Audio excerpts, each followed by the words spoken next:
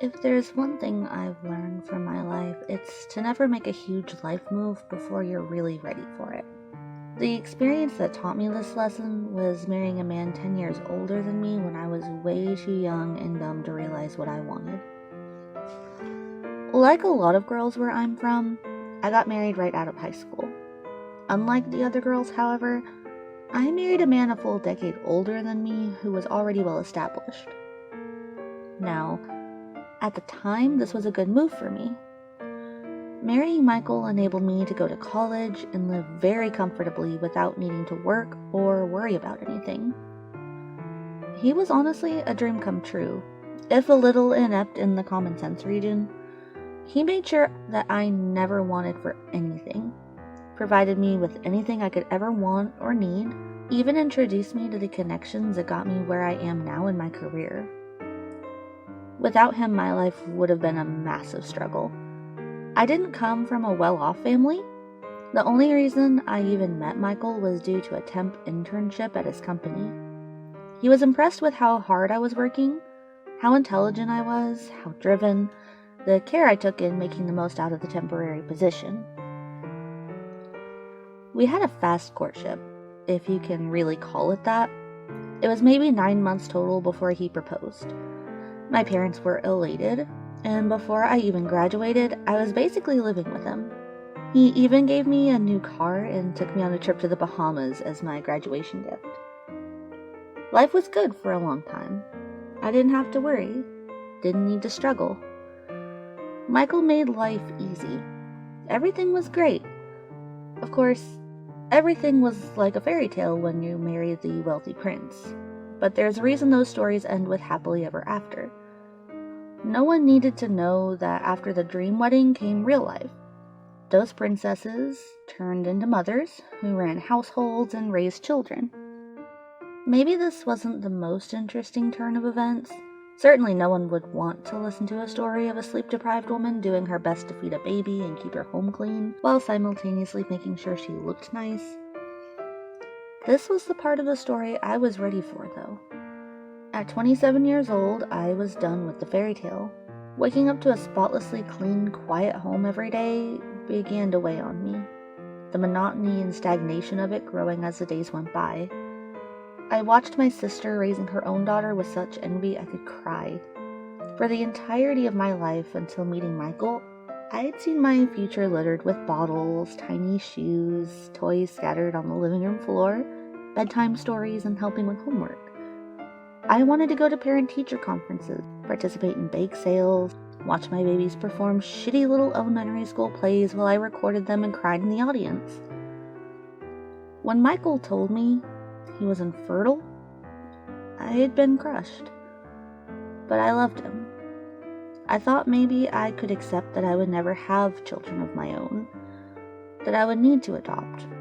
But when he explained to me that he never wanted children, I couldn't even respond. How could a man his age not want children? Did he not want a son to carry on his hard-won business empire? How could he have a fulfilling life without answering that basic biological need? Despite that avalanche of a revelation, I decided that I cared more for him than my own reproductive needs. I could focus on my career instead. My niece would serve as a surrogate child when my instincts overwhelmed me. I could get by and live happily without a baby in my life. I was wrong. As the years ticked by, it became more and more obvious that what I tried to stamp down within myself would not be silent forever. It poisoned my affections for Michael until I found myself crying every time I saw another of my friends announcing a pregnancy or a birth. My period every month sent me into sorrow and depression. It took less time than I'm proud to admit to start cheating. Something deep in my biological nature compelled me towards men who looked even remotely interested in me. I decided that if I became pregnant, I would tell Michael that I'd been raped during one of his long business trips away from home, and had been so scared and embarrassed that I didn't report it or even tell him. With a story like that, it would guilt trip him a little bit to make him feel like it was slightly his fault for leaving me alone in the first place. Part 2 of my genius plan was getting him to agree to let me keep the baby. My husband had known all along that I was pro-life. I am staunchly and openly against abortion, so it wouldn't be a surprise to him that I'd refuse to kill an innocent baby. It seemed obvious to me that it wouldn't take much work to get my way. The real problem seemed to be the fact I wasn't getting pregnant. Man after man, all of them seemingly gifted with unreasonable supplies, and yet I was still barren. I was beginning to think maybe I was infertile too, but wasn't willing to go get tested. There was a part of me that just couldn't take a confirmation like that. When I met Travis, I had just broken it off with another man who'd been sleeping with me, only to tell me later that he'd had a vasectomy years ago.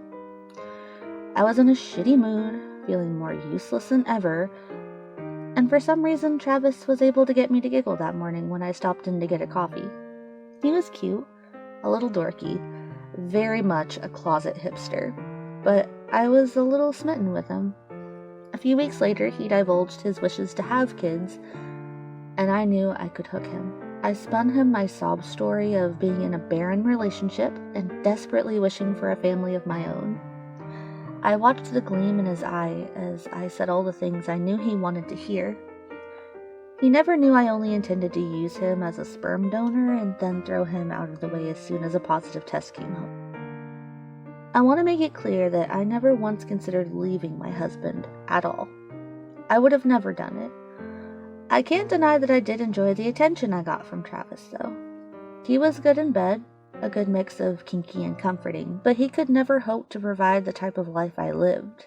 Sure, he was making a good profit owning that coffee shop, but I made more at my own job in a month than he made in 3 after overhead. I was just enjoying my time with Travis until my test came up positive, and after that he was going to be out of my way or going to jail. I didn't care which. At least that was my plan until Michael found out. I came home from work and found screenshots of everything I'd ever sent to Travis spread across the dining table. Michael was sitting at the table in a calm, relaxed pose as he ate a steak and held one of the pages like a newspaper. "I never knew you were into this kind of thing, Natasha," he said with a bemused tone, eyebrows raised as he turned the paper to show me a picture of myself with a collar and leash around my neck and all of Travis engulfed down my throat. I felt the blood drain down into my feet. My head swam, the room swirled, and I felt like I was going to throw up, and for a moment my vision tunneled as if I was going to faint. "Where did you get those?" I asked in not much more than a whisper. "You left yourself logged into your iTunes on my tablet, and lo and behold, what popped up as a notification. None other than you telling Mr. Bevins how much you enjoyed swallowing his cum last Sunday. Now, mistake me if I'm wrong, but you told me you were camping with Miranda last weekend." Everything crashed down around me in that moment, and I knew I had only seconds to plead my case. Tears immediately began pouring. I flung my sobbing self down in a chair while I poured out my prolonged rape tale to my husband. I went on about Travis blackmailing me into a long affair at the expense of ruining my marriage and leaking fake information about Michael being a pedophile. I even told him Travis threatened to have Michael killed if I didn't comply. I begged over and over for him to believe me and that I had only played along for his own well-being. He let me go on and on for a while until I ran totally out of words to say and had ugly cried myself into hysterics. But not once did he so much as pat my hand. I knew there was something wrong, but I couldn't accept yet that he wouldn't believe me. The man was a gullible pushover. He would take my side. I waited for long seconds to hear him say the magic words of having Travis arrested. Those words didn't come. Instead, I heard a chuckle. Michael laughed until he was coughing, spluttering, turning nearly purple from the rise in blood pressure. I had never seen him laugh so hard. It scared me more than if he had suddenly slapped me. "Natasha, I can read fluently in 6 languages, plus bullshit and slut," Michael wheezed between his chuckles. "There are pages upon pages of your texts with your sister about trying to get pregnant. I have video files of you fucking 6 different men, enough pictures you've sent of you nude to publish a magazine, and years worth of your dirty texts.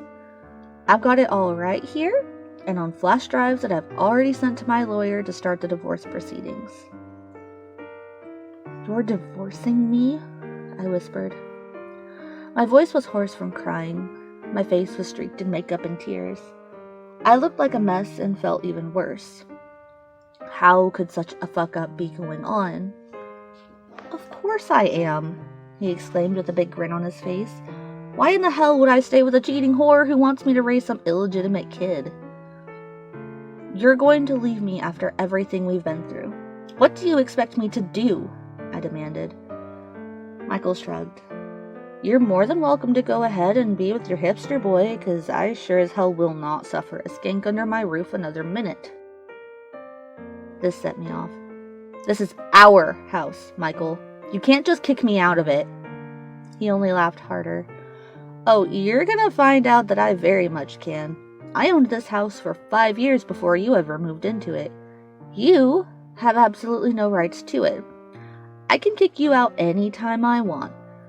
Doesn't hurt that the prenup is on my side as well. I felt my whole body go cold. I had known about the prenup, of course, but I hadn't considered that the house wasn't marital property. In all honesty, I had never thought Michael wouldn't take my side. This was a total blindside. Where do you expect me to go? I demanded. He rolled his eyes as he inspected a sheet of paper and printed with some of my sex with Travis.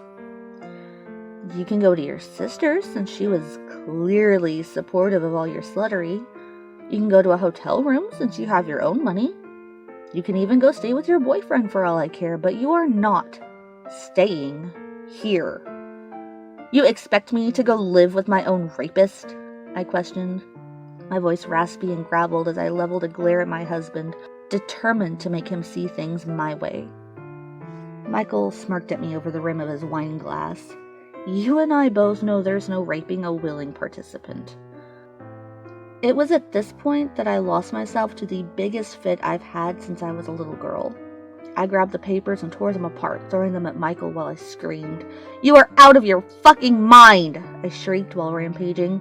It's not my fault I was forced into this god-awful situation just to be degraded and called a whore by my own husband. Well, I wouldn't be calling you a whore aside from the fact that, well, you're a whore, Michael responded in a smirking taunt. This did nothing to calm me. I swear to God, if you try to kick me out of my own home, I will call the police immediately and tell them everything. Everything about Travis, about your pedophilia, and I'll tell them you're an abusive asshole. Nothing I said seemed to perturb him in the least.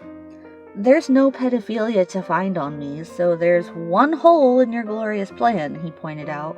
I glared at him, a mean smirk spreading over my tear-stained face. Miranda will back me up on it. All we have to do is say Alicia told us all about how you've been touching her, and you're fucking ruined. I spread my hands out on the hardwood table and leaned down to get eye level with him. No judge is going to go against a little girl saying her big, strong uncle was grabbing her, and as soon as even a breath of it got out, you'd be ostracized from every business partner and opportunity you have lined up. And as soon as you're in prison, I can file for divorce myself and take everything I want from you. You want to play this game with me? I can do it too, you impotent prick. Michael sighed, but didn't respond, a sign I took to be defeat. I couldn't hold the triumphant sneer off my face. That's what I thought, I said. Now, I'm going to go get a bath, love. It's been a long day. As I walked behind him, I gave him a taunting kiss on the top of his balding head, then grabbed the bottle of wine and glass he'd been drinking before making my way into the bathroom.